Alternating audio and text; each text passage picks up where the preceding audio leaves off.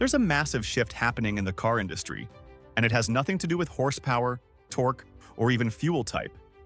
It's happening in the background, deep inside your car's computer systems. For over a century, automakers competed on engines. Bigger, louder, faster, that's what sold cars. But in 2025 and beyond, the new battlefield isn't under the hood. It's in the code. Cars are turning into software platforms, constantly updated, customizable, and connected. And that's transforming the auto industry more than any electric motor or turbocharger ever could. Let's break down what software-defined vehicles really mean, and how they're quietly changing everything about how we drive, buy, and even think about cars. Think about your phone for a second. Every few months it gets an update, new features, security patches, maybe even a whole redesign. Now imagine your car doing the same thing. That's exactly what's happening. Modern vehicles are no longer static machines. They're computers on wheels, built to evolve long after they leave the dealership.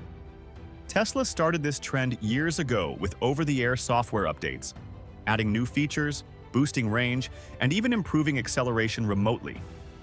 But now, everyone is following.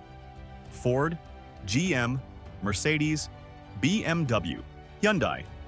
All are rolling out vehicles that can receive updates just like your iPhone. You wake up one morning and suddenly your car drives smoother, parks better, or has a new voice assistant. The magic isn't in the mechanics, it's in the software. Let's take General Motors, for example. GM recently announced that its new cars will run on an operating system built with Google. Not Android Auto, but a full-blown in-car OS. It manages everything: climate, navigation, entertainment, and even diagnostics. That's why GM is ditching Apple CarPlay and Android Auto. They don't want your phone to control the car, they want the car to be the platform. By controlling the software, automakers gain control over data, updates, and, most importantly, new revenue streams. Think about it. Features you can unlock later, premium subscriptions, or monthly add-ons. Want heated seats?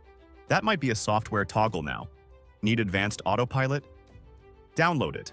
It's the Netflix model, but for cars. This new world of software-first vehicles changes the entire ownership experience. Cars are becoming living products, evolving long after you buy them. Instead of releasing new models every year, companies can now push major feature updates through code. For example, BMW recently updated its electric i7 sedan to improve driving efficiency and charging speed, all remotely. Mercedes can upgrade your car's performance with a one-time digital purchase. Even Toyota, known for its conservative approach, is testing a smart cockpit system that uses AI to learn your habits, from preferred routes to climate settings. And because all this happens through the cloud, improvements are faster, cheaper, and more seamless than ever. But this shift isn't just about convenience. It's about power. For decades, automakers built cars around engines and transmissions.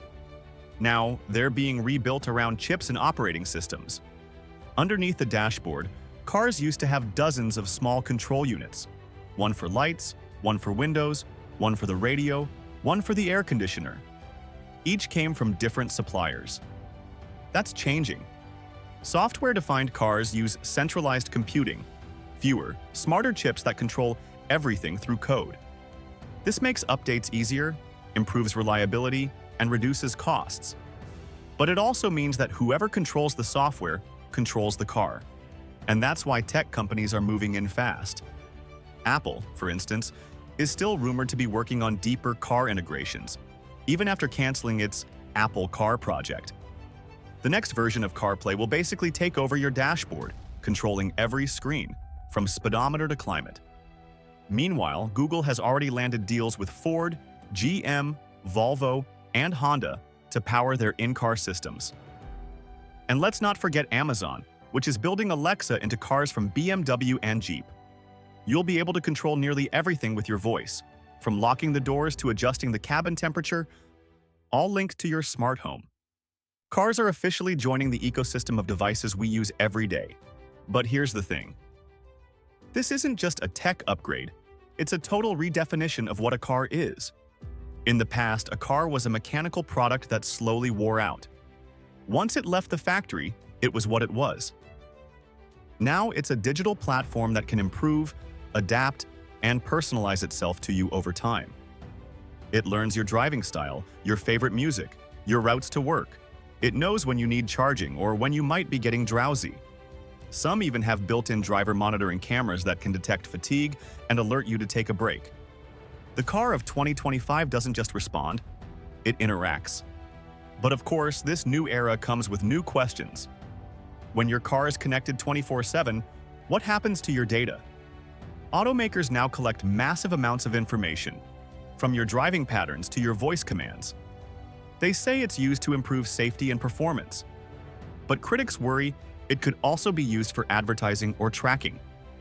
Privacy is the new frontier of automotive ethics. And then there's the issue of ownership. If your car's features are locked behind subscriptions, do you really own them? BMW's heated seat subscription sparked backlash for this exact reason. Drivers felt like they were being charged for something already built into their car.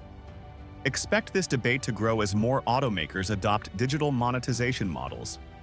Still, there's no denying that software-defined cars are the future. They're smarter, safer, and far more capable than anything that came before. Cars can diagnose their own problems, receive updates instantly, and even communicate with other vehicles to prevent accidents.